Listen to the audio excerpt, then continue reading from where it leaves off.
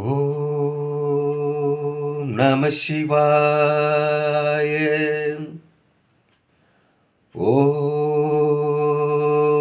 நம சிவாய.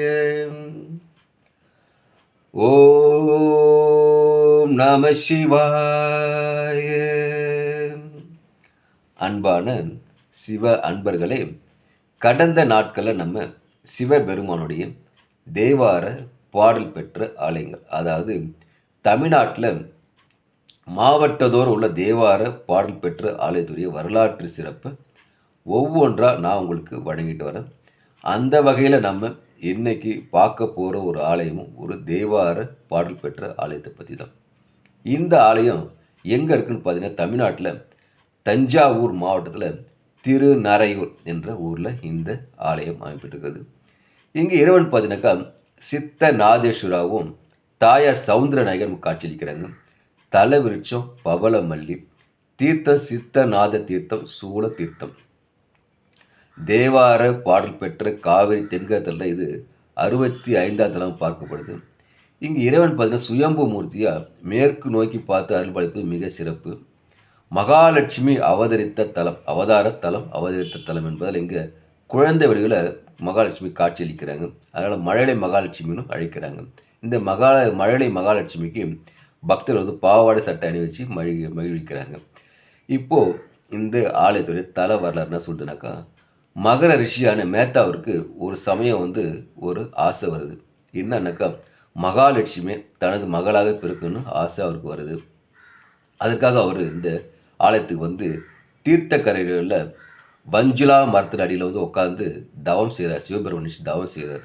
தவம் சாதாரண கடு தவம் செய்கிறார்.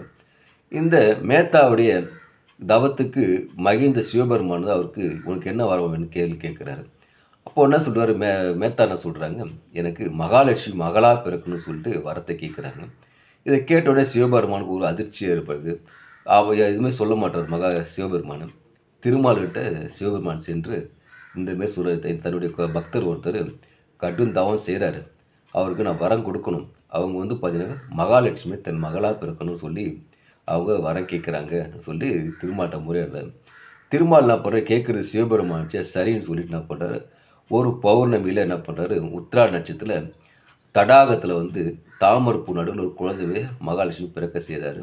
மகரிஷியான மேத்தா அந்த குழந்தைய எடுத்து வளர்க்குறாரு. வளர்த்து நாளடைவில் திருமாலுக்கு அந்த மகாலட்சுமியை திருமணம் செய்து வைக்கிறாரு. ஏன்னா சிவபெருமான் வந்து மேத்தாவிற்கு காட்சி அளித்து முக்தி அருளப்படுறார். அது மட்டுமல்லாது இங்கே கோரக்கர் சித்தர் வழிபட்ட தலமாகவும் பார்க்கப்படுது. கோரக்கர் பார்த்தீங்கன்னாக்கா தேவர்கள் விடுத்த சாபத்தால் அவருக்கு வந்து தேகத்தில் வந்து தோல் வியாதி ஏற்படுது. இந்த தோல் வியாதி போக்குறதாக கோரக்கர் சித்தர் என்ன பண்ணுற, இந்த ஆலயத்தை வந்து சிவபெருமானை நினச்சி தவம் செஞ்சு தினமும் வணங்குறார். காலை மாலை சாதனம் பார்க்க தினமும் சிவபெருமான் வணங்குறாரு.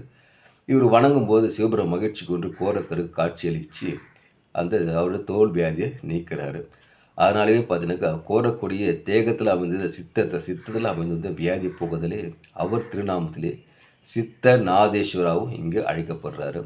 இங்கே பௌர்ணமி நாளில் பார்த்தீங்கன்னாக்கா கோரக்கருக்கு நல்ல நிலை ஊற்றி அபிஷேகம் செய்தாக்கா நமக்கு தன்னோட உடம்புல இருக்க தோல் வியாதி வந்து தன்னை விட்டு விலகுன்னு சொல்லி ஐதீகமாக பார்க்கப்படுது. அவ்வளவு சிறப்பு பெற்ற தலம் இந்த தலம். அதனால் அன்பான சிவ அன்பர்களே, தஞ்சாவூர் மாவட்டத்தில் இருக்கிற அருகாமையில் இருக்கிற தஞ்சாவூர் மாவட்டம் சென்று திருநறையூரில் இருக்கிற சித்தநாதேஸ்வரியும் சவுந்தரநாயகியும் வணங்குங்க.